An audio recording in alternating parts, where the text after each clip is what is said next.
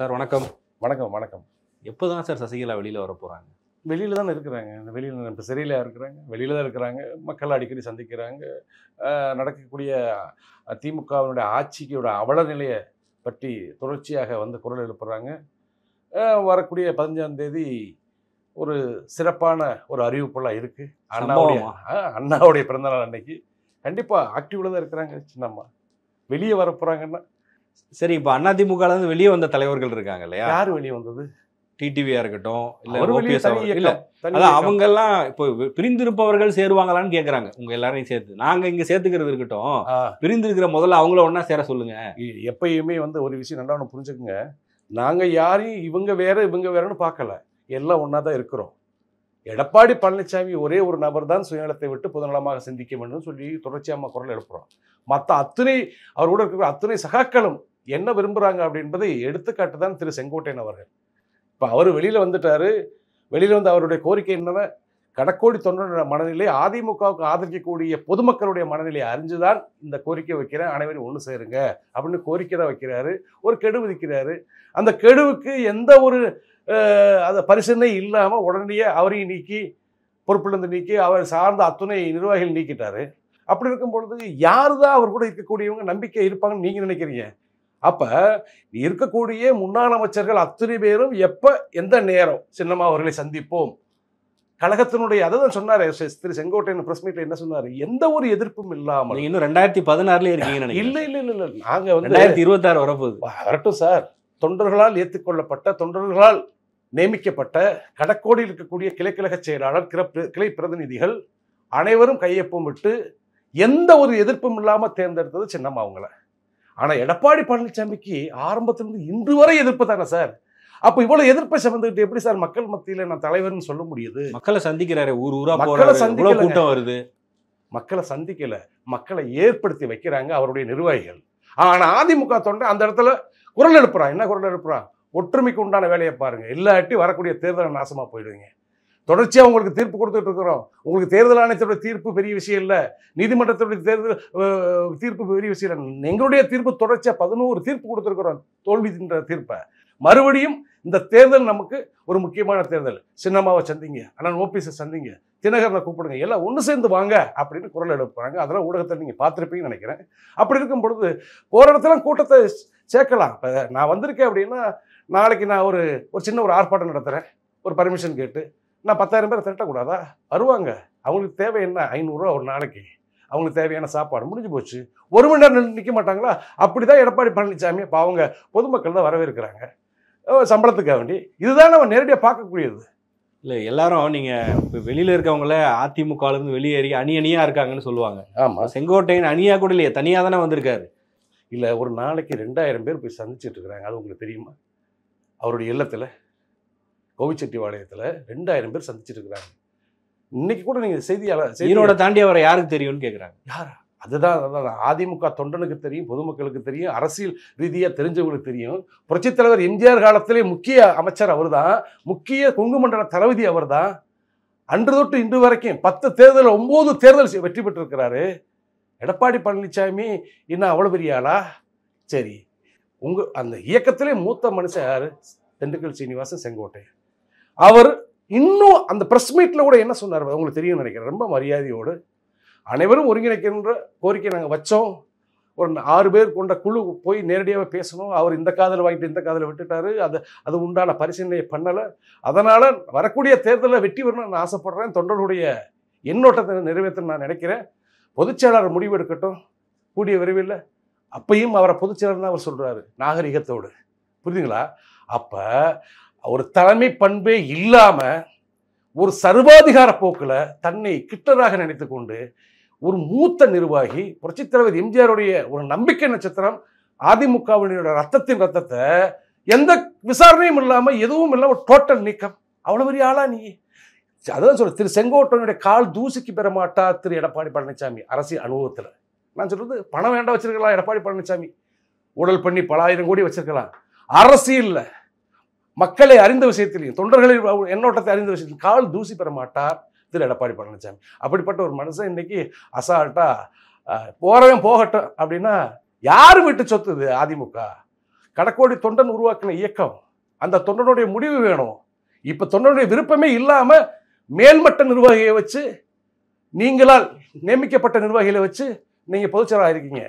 ஆனா அது செல்லாது என்பதுக்கு தான் தொடர்ச்சியா தோல்வியை கொடுத்துக்கிட்டு இருக்கோம். நாங்க எங்க சென்றாலும் எதிர்ப்பு கொடுக்கிறோம். இபிஎஸ் தலைமையை ஏத்துக்க சசிகலா ரெடி ஆயிட்டாங்களா? யார் சொன்னது? சின்னம்மா தலைமையை அவர் ஏத்துக்கிற தயாரான்னு கேட்க சொல்லுங்க. சின்னம்மா தலைமையை தொண்டர்கள் நாங்க ஏத்திருக்கிறோம். சின்னம்மா ஒரு காலத்திலையும் அவங்க தலைமை அவங்க எப்படி ஏத்துட்டு போவாங்க? இபிஎஸ் தலைமையை இப்போ ஒன்னா இருக்கணும்னு சொல்றீங்க. சரி, ஒன்னா இருக்கட்டும்னா ஒருத்தர் தலைவரா யாரோ ஒருத்தர் இருக்கு, இவங்க தான் தலைவரா இருக்கணும்னா அப்ப உங்க டிமாண்ட் என்ன? ஒன்னா இருக்கிறதா இல்ல கட்சி என்கிட்ட? சின்னம்மாவுக்கு எந்த டிமாண்டும் இல்லைங்க. மக்கள் குரல் எழுப்புறான். அம்மாவுக்கு அடுத்தபடி சின்னம்மா தான் இந்த கட்சியை வழி நடத்தணும்னு சொல்றான். அப்பதான் நாங்க காலம் தூக்கி நடக்க முடியும் திமுக முன்னாடி. இல்லாட்டி தலை குனிந்து நடந்துகிட்டு இருக்கோம். நாங்க தலை குனிந்து நடந்து கொண்டிருக்கிறோம். இபிஎஸ் அணியா, ஓபிஎஸ் அணியா, தினகரன் அணியா அப்படின்னு கேள்வி கேட்டு எங்களை கிண்டல் பண்றாங்க. என்ன காரணம்? எடப்பாடி என்ற ஒரு மனிதன் சரியில்லை, கட்சியை வழிநடத்தக்கூடிய தகுதி தராதான் அவர்கிட்ட இல்ல. சின்னம்மாட்ட இருந்தா இப்படிலாம் நடக்குமா? இது மாதிரி தோல்வி அடையுமா அப்படின்னு கடக்கோடி இருக்க தொண்டை விரும்புறா சின்னமா வேணும்னு. அதுதான் நாங்க விரும்புறோம். சின்னமா தான் பொதுச் செயலாளர். சின்னமா தான் எங்களை வழிநடத்த வேண்டும். ஓபிஎஸ், டிடிவி, செங்கோட்டையன் இவங்கெல்லாம் வேணாம். சின்னமா தலைமையில தான் எல்லாம் வரணுமா? சின்னமா தலைமையில தான் அனைவரும் பயணிக்கணும். அவங்க தான் இந்த கட்சிக்காக தியாகம் பண்ணவங்க. அப்ப இவங்கெல்லாம் என்ன சார் உங்களுக்கு இருக்கட்டும்? நீங்க பண்ணது தியாகம்னா இப்போ ஓபிஎஸ்ஓ, டிடிவியோ, செங்கோட்டையோ இவங்கெல்லாம் எதுவும் பண்ணலையா? ஒரு விஷயம், இவங்களெல்லாம் அடையாளப்படுத்துறது யாரு? இல்ல தினகரன் எங்கிருந்து வந்தாரு, ஓபிஎஸ் எங்கிருந்து வந்தாரு, யார் மூலியமா அம்மா அவங்களை சந்திச்சாங்க, யார் மூலியமா மறுபடியும் 3 முறை முதலமைச்சரான அண்ணன் ஓபிஎஸ் அவருக்கும் தெரியும், உலக மக்களுக்கும் தெரியும். அண்ணன் தினகரன் யாருனால அம்மானால் ஒதுக்கி வச்சிருந்தாங்க, மறுபடியும் சின்னமா தான் துணை பொதுச் செயலாளர் கொடுத்தாங்க. எடப்பாடி பழனிசாமி சேலம் மாவட்ட செயலாளர், ஒரு அவை முன்னவர், அமைச்சர், அவ்வளவுதான், முன்னாள் அமைச்சர். நினைச்சு கூட பார்த்திருக்க மாட்டார் நம்ம தமிழகத்தினுடைய முதலமைச்சராக போறோம்னு. பிரச்சனை ஆகுது. திமுக என்ன சொல்லுது? இது ஒரு முக்குளத்தோர் கட்டுப்பாட்டில் இருக்கிறது இந்த இயக்கம் அப்படின்னு சொல்லும் பொழுது அந்த விமர்சனத்துக்கு பதிலடி கொடுக்கும் வகையில ஒரு கவுண்டர் இன சமுதாயத்தினுடைய பிரதிநிதித்துவமா எடப்பாடி பழனிசாமி தேர்ந்தெடுத்து விட்டாங்க. அப்ப அதுதான தலைமை. அன்னைக்கு நினைச்சிருந்த சுயநலத்தை உணர்ந்திருந்து திவாகரனோ தினகரனோ அல்லது ஏதாவது ஒரு உறவினரோ டெல்டா மாவட்டங்கள்ல முதலமைச்சர் ஆக்கி இருந்த பிரச்சனை வந்திருக்குமா? இல்ல மறுபடியும் இன்னைக்கு நீங்க கட்சியை ஏன்டா கொடுன்னு கேக்குறீங்களா? அப்ப விமர்சனம் உண்மை தானே இது? எதுக்கு கட்சி நடத்த உங்களால முடியல? நாங்க பொறுத்து பார்த்தங்க. பொறுமையா தான் சின்னமன்னும் இருக்கிறாங்க. கட்சியை நடத்த முடியல உங்களால, தொண்டகம் உங்களை ஏத்துக்கலன்ற போது கட்சி அழிய விட முடியாதுல்ல. கட்சி அழிஞ்சு போக விட முடியாது. உங்களுடைய சுயநலத்துக்காக நான் கட்சியை ஒரு நிறுவனத்தை உங்கள்கிட்ட ஒப்படைச்ச மாதிரி ஒப்படைச்சிட்டாங்க.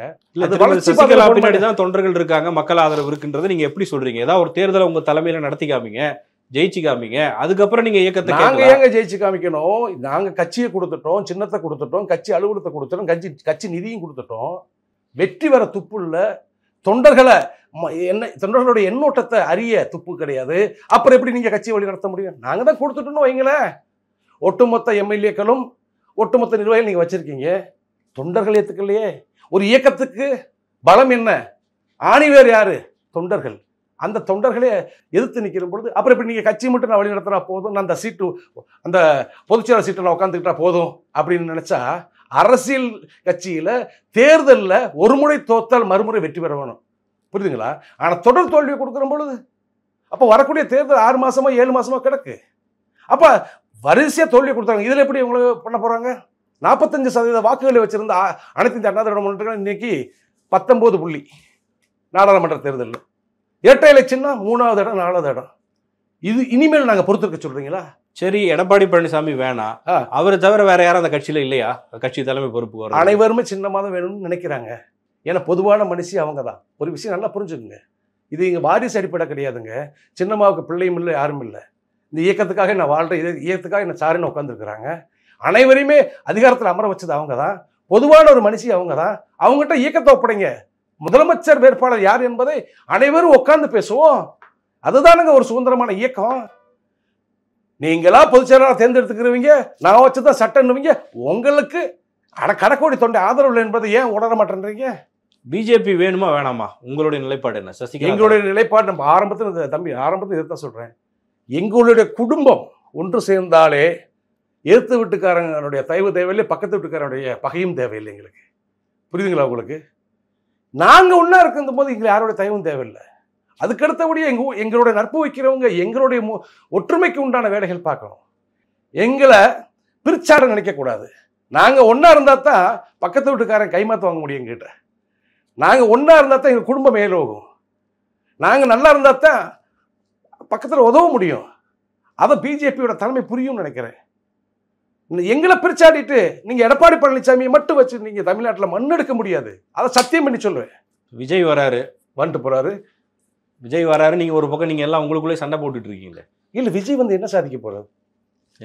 என்ன சாதிக்க போகிறாரு? கூட்டத்தை பார்த்தீங்கல்ல, என்ன கூட்டம்? நீங்கள் சொன்ன மாதிரி 200, 500, 300 வேற ஏதாவது கொடுத்து ஒரு விஷயம் கேட்குறீங்க. அப்படியா கூட்டுறாரு கூட்டத்தை? அவர் அண்ணன் திரு ஜான் பாண்டியன் கூட ஒரு மாநாடு இப்போ நடத்தினார். ஒரு மாநாடு பயங்கரமான கூட்டம் இருந்துச்சு. அந்த கூட்டமெல்லாம் அண்ணன் ஜான் பாண்டியனுக்கு வாக்களிக்கிறாங்களா? சமுதாய மக்களே வாக்களிக்க மாட்டேங்கிறாங்க. நல்ல மனுஷன்தான், அவர் தனிச்சு நின்று ஜெயிக்க முடியல. கூட்டணி சேர்ந்து கூட அந்த மக்கள் வந்து மாறிக்கிறது. நீங்கள் நேற்று நேரம் ஒரு அரசியல் கட்சி ஆரம்பித்து ஊருக்கு 10 கிறுக்கு இருக்கேன். ஆமாங்க, பொய் இல்லை. எங்கள் ஊர்லேயும் 10 பேர் இருக்கான். ஒரு போர்டு போட்டிருக்கான்.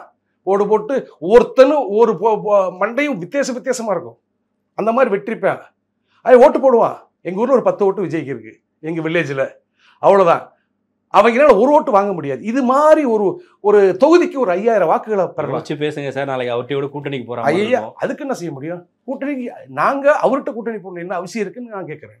காலம் எதை வேணாலும் எப்படி வேணாலும் மாற்றும். அப்படியெல்லாம் வந்து எடப்பாடி பழனிசாமி கட்சியை கொடுங்கன்னு கேட்குற நிலைமை அவரை யோசிச்சிருப்பீங்களா? இல்லை, அதெல்லாம் சரியாயிடும் சார். அது எங்கள் குடும்ப பிரச்சனை. நாங்கள் இன்னைக்கு அடிச்சுக்கோங்க கூடிக்கிறோம். இன்னொருத்தவங்க புதுசாக கட்சி ஆரம்பிச்சு அவங்கள வச்சு நாங்கள் வாழணும் அவசியமே கிடையாது.